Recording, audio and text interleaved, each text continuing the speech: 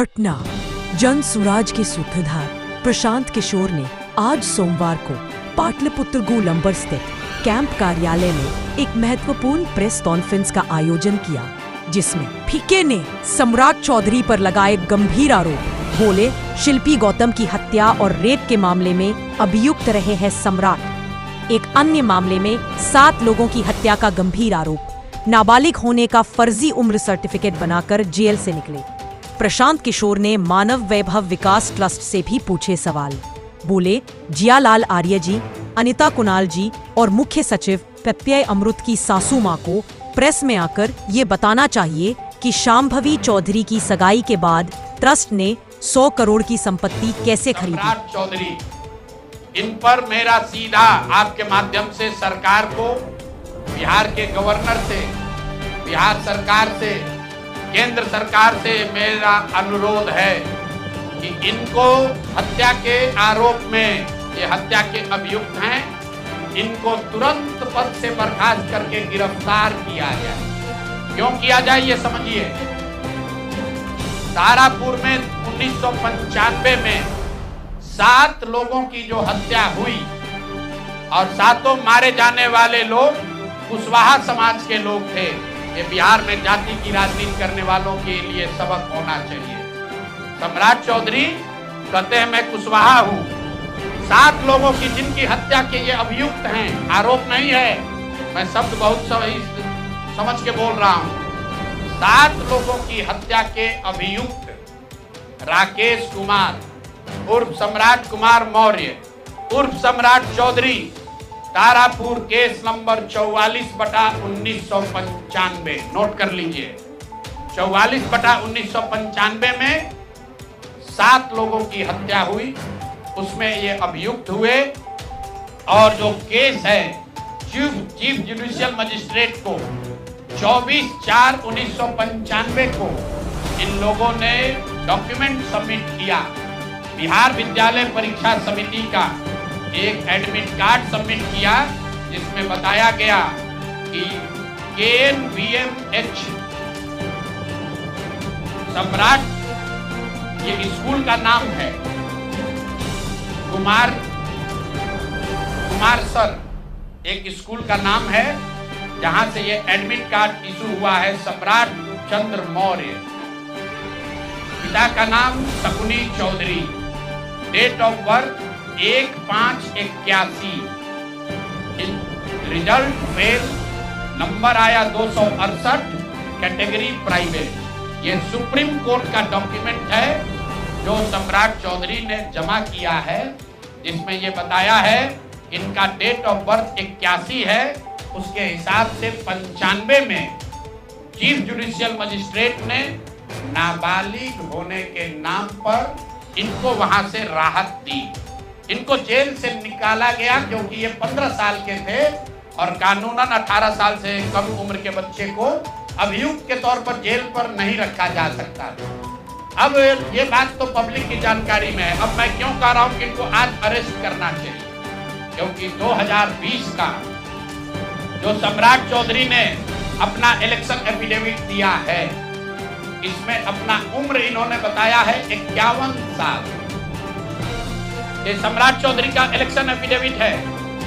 इन्होंने अपना उम्र बताया 2020 में 51 साल। इसका मतलब है कि 2020 माइनस 26, तो 1995 में इनका उम्र था 25 साल, 26 साल।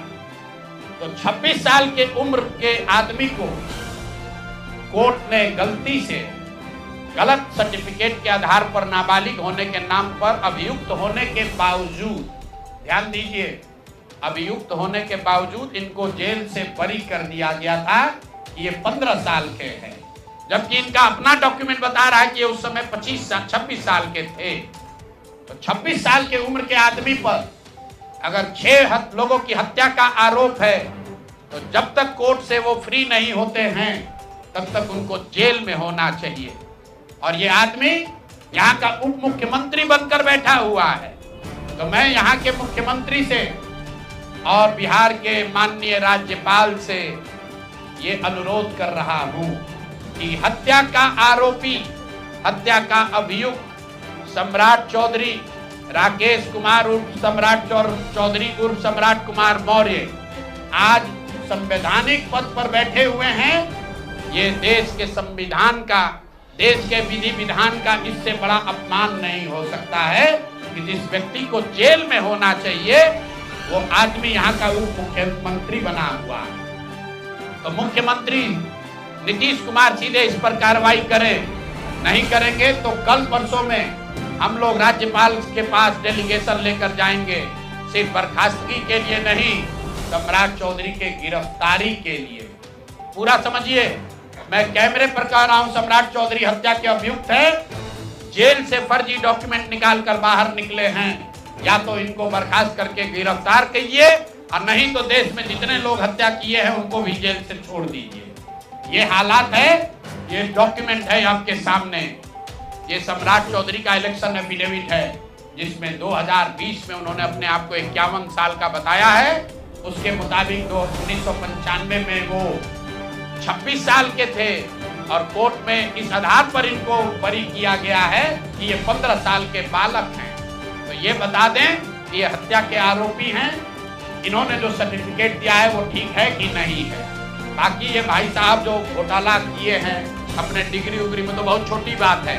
आज की प्रेस कॉन्फ्रेंस सीधी मांग कर रहा, हम लोग मांग कर रहे हैं सम्राट चौधरी को हत्या के अभियुक्त हैं, 6 हत्या के अभियुक्त हैं, उनको गिरफ्तार कीजिए और नहीं तो बिहार में जितने लोग पर अभियुक्त जिनको बनाया गया उनको सबको छोड़िए। इस देश में अलग अलग कानून नहीं हो सकता है। और ये गृह मंत्री के साथ घूम रहे हैं। मोदी जी को हम लोग कल पत्र लिखेंगे कि आपके पार्टी का नेता, जितने लोग भाजपा के समर्थक हैं, भाजपा के जितने लोग नेता हैं, कार्यकर्ता हैं, वोटर हैं, आपके जरिए से सबको बता रहा हूं, मेरे भाई एक बार अपने दिल पर हाथ रखकर सोचो, जिस व्यक्ति पर 6 लोगों की हत्या का आरोप है, जो व्यक्ति 6 लोगों की हत्या का अभियुक्त है, उसको तुम अपना नेता बनाकर बिहार का उप मुख्यमंत्री बनाए हो और तुम अपराध की बात करते हो, तुम जंगल राज की बात करते हो। तो सम्राट चौधरी को अभी के अभी पद से इस्तीफा देकर पुलिस को अरेस्ट करना चाहिए और अगर पुलिस अरेस्ट नहीं करती है तो हम लोग कोर्ट में मूव करेंगे, कोर्ट के संज्ञान में बात को लाएंगे कि साहब ये बताइए कि कैसे आपने इनको बेल दिया है, कैसे इनको आप समाज में बाहर रहने की अनुमति दे रहे हैं। और सम्राट चौधरी की अंतिम बात, इनके अपराध की गाथा की, सिर्फ हत्या के अभियुक्त नहीं है। बिहार में पुरानी पत्रकारिता करने वाले लोग, आपने शिल्पी गौतम के रेप और हत्याकांड की कहानी सुनी होगी। आपने सुना होगा कि लालू जी के जंगल राज का जब चरम सीमा था, जितनी यहाँ माताएं बहनें हैं, जो पढ़े लिखे लोग, समझदार लोग हैं, स्वच्छ छवि वाले बिहार में रहने वाले लोग हैं, याद कर लीजिए शिल्पी गौतम रेप और मर्डर केस, जिसमें एक डॉक्टर के लड़के को और शिल्पी गौतम के साथ ऐसा आरोप लगा था कि उनके साथ सामूहिक बलात्कार और उसके बाद उनकी हत्या कर दी गई थी। साधु यादव पर उसका आरोप लगा था, बड़ी हंगामा हुआ, सीबीआई में केस गया। मैं आपके माध्यम से आज पूछ रहा हूं कि क्या अभी के उप मुख्यमंत्री सम्राट चौधरी उर्फ राकेश कुमार उर्फ सम्राट कुमार मौर्य उस केस में संदिग्ध अभियुक्त के तौर पर नामजद थे या नहीं थे, ये प्रेस में वो बता दें, उसके बाद हम उसका डॉक्यूमेंट आपको जारी करेंगे। इनका सीबीआई ने इनको अभियुक्त के तौर पर इनकी जांच की थी कि नहीं, उस मुकदमा में इनको नामजद संदिग्ध बनाया गया था कि नहीं, ये सीधा आपको बता रहे हैं। ये आए और ये पूरा केस तब के भाजपा के नेता सुशील कुमार मोदी जी ने उठाया था। पहला इल्जाम सीधा और सीधा वैभव विकास ट्रस्ट पर, न्यास पर है। मुन्ना जी ने पेपर जारी किया है, न्यास के जो मुख्य पदाधिकारी हैं जियालाल आर्य जी, मैं आज भी समझता हूं आप बहुत ईमानदार व्यक्ति हैं। आप बताइए कि पिछले 1 साल में जब से अशोक चौधरी की बेटी की सगाई अनिता कुणाल के लड़के से हुई है, उसके बाद से 100 करोड़ से ज्यादा की संपत्ति पटना में न्यास के द्वारा खरीदी गई है। जियालाल आर्य जी, अगर जैसे मैंने बताया है अभी प्रेस के सामने, आप प्रेस के सामने आइए और बताइए, न्यास का अकाउंट जारी करिए कि कहां से ये पैसा आपके पास आया, कहां से ये 100 करोड़ रुपए न्यास के पास आए। जब से न्यास बना है उसमें 10 करोड़ का भी संपत्ति नहीं खरीदा गया। पिछले एक साल में 100 करोड़ का ज्यादा से ज्यादा का संपत्ति कैसे खरीदा गया है। आप व्यक्तिगत तौर पर ईमानदार हैं तो नीतीश कुमार भी ईमानदार, मनमोहन सिंह भी ईमानदार थे, लेकिन जिस न्यास के आप मुखिया हैं, ये कहने से बात नहीं बनेगी कि हमको जानकारी नहीं है। मैं अभी आपके सामने चुनौती दे रहा हूं, वैभव विकास ट्रस्ट से न्यास से लोग आकर ये बताएं कि पिछले 1-1.5 साल में 100 करोड़ से ज्यादा की संपत्ति पटना में उस न्यास के माध्यम से कैसे खरीदी गई है। उसमें मुख्य सचिव, यहाँ बिहार के मुख्य सचिव जो हैं, उनके परिवार की महिला हैं, तो अभी इनकी जिम्मेवारी है। मुख्य सचिव यहाँ पर प्रत्यय अमृत हैं, इनकी सास हैं, मुन्ना जी इनकी सास है, प्रत्यय अमृत की सास है, इनकी सासू माँ है, और जियालाल आर्य जी और अनीता कुणाल, ये तीनों लोग बताए। इन्होंने कहा किशोर कुणाल जी का नाम बहुत बड़ा है, तो किशोर कुणाल जी के नाम पर ही कम से कम उनके नाम को दागदार मत कीजिए। समाज ने उनके नाम की बड़ी प्रतिष्ठा है। तो आप प्रेस को बुलाइए और क्लियर कीजिए कि आपके न्यास से, मैं 3 लोगों का नाम ले रहा हूं। जियालाल आर्य जो बहुत सम्मानित व्यक्ति हैं, ईमानदार व्यक्ति हैं, उनकी ऐसी छवि है। दूसरा अनीता कुणाल जी जो किशोर कुणाल जी की पत्नी है, और तीसरा यहाँ के मुख्य सचिव की सासू माँ। ये तीनों लोग बताएं कि न्यास में 100 करोड़ से ज्यादा की संपत्ति खरीदने का पैसा कहां से आया है। प्रेस कॉन्फ्रेंस को जन स्वराज के राष्ट्रीय अध्यक्ष उदय सिंह, प्रदेश अध्यक्ष मनोज भारती, प्रदेश संगठन महामंत्री सुभाष कुशवाहा और प्रदेश महासचिव किशोर कुमार ने भी संबोधित किया।